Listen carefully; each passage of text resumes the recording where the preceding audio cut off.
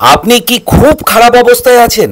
জীবনটা দুর্বিষহ হয়ে উঠেছে, অভাব অনটনে জর্জরিত, কিছুই ভালো লাগছে না? তাহলে এই পরিবারটিকে দেখুন।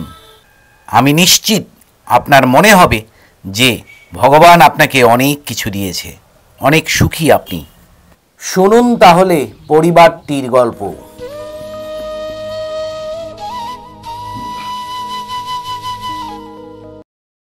যাকে তুলে দেওয়া হলো ইনি হচ্ছেন হরেন বর্মন। কিছুদিন আগেও তিনি আর দুটো সাধারণ মানুষের মতো চলাফেরা করতেন। এই যে চারটে মানুষ দেখছেন, আর একজনও ছিলেন এই পরিবারে, ইনার স্ত্রী। তাদের ভরণ পোষণের দায়িত্ব ইনার ঘাড়েই ছিল। কিন্তু নিয়তির নিষ্ঠুর পরিহাসে আজ আর তিনি দেখতে পান না। কারণ হচ্ছে তার মাথায় টিউমার হয়েছে। এই টিউমারই যত শত বিপত্তির কারণ। সম্পূর্ণ জীবনটাই যেন তার বদলে দিয়েছে। চিকিৎসার জন্য তার ঘটি বাটি সবই বিক্রি করে দিতে হয়েছে, এমনকি বসত বাড়িটাও তার নেই। এখন সে রাস্তায়, এই যে দেখছেন, একজনের বারান্দায় সে ঠাঁই নিয়েছে। আরও দুঃখের বিষয় হচ্ছে তার স্ত্রীও তাকে ছেড়ে চলে গিয়েছেন। সমাজটা কতটা নিষ্ঠুর হয়ে যাচ্ছে। এক পাশে ছেলে শুভ এবং শুভঙ্কর, অন্যদিকে বাবা সন্তোষবাবু। কাকুতি মিনতি যেন তার চোখে মুখে। জোয়ান ছেলে অন্ধ, দুটো নাতি ঘাড়ে। এই বৃদ্ধ বয়সে তিনিই বা কী করতে পারেন? অসহায়ের মতো দিন গুনছেন এই পরিবারটি। হরেনবাবুর চোখের জল যেন আর থামছে না। কাঁদা ছাড়া তিনি আর কী বা করতে পারেন? চোখটাই যে আজ আর তার নেই। অসহায়ের মতো তাকিয়ে থাকা দুটো ছেলেকে দেখে আমার হৃদয়টা যেন ভেঙে যাচ্ছিল। তাকে জিজ্ঞেস করলাম, তুমি কি পড়াশোনা করতে চাও? হ্যাঁ, পড়াশোনা করতে ইচ্ছে করে? স্কুলে ভর্তি করিয়ে দিলে পড়বা? বাবা, তোমার নাম কি বাবা? শুভঙ্কর বর্মন।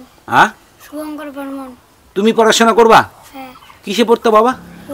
একবার ভেবে দেখেছেন এই ছোট ছোট শিশুগুলি আজ মাতৃস্নেহ থেকে বঞ্চিত, বঞ্চিত পড়াশোনা থেকে।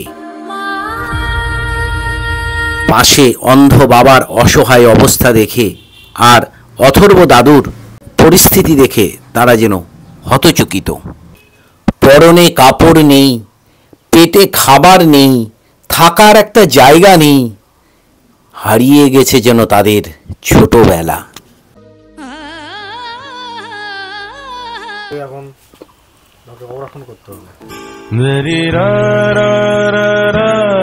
অপারেশন করতে চাইলেই তো আর করা যায় না, টাকা কোথায়? অসহায় হরেনবাবু যেন তার শেষ পরিণতির অপেক্ষা করছে।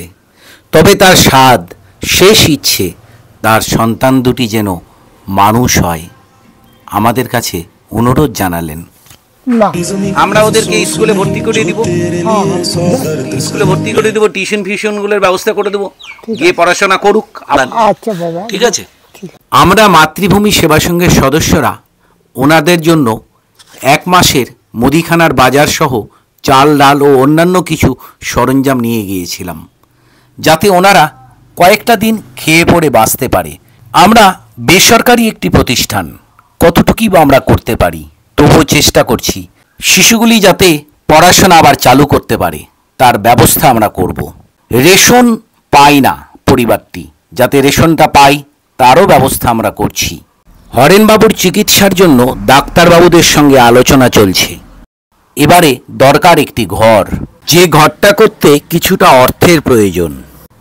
আমরা চাই আপনারা প্রত্যেকে এগিয়ে আসুন, পরিবারটিকে সাহায্য করুন, যাতে ঘরটাও আমরা করে দিতে পারি। তার কাছে আমরা জোর হাত করে বলছি, দিচ্ছেন, আমরা চাটা খেতে পাবো।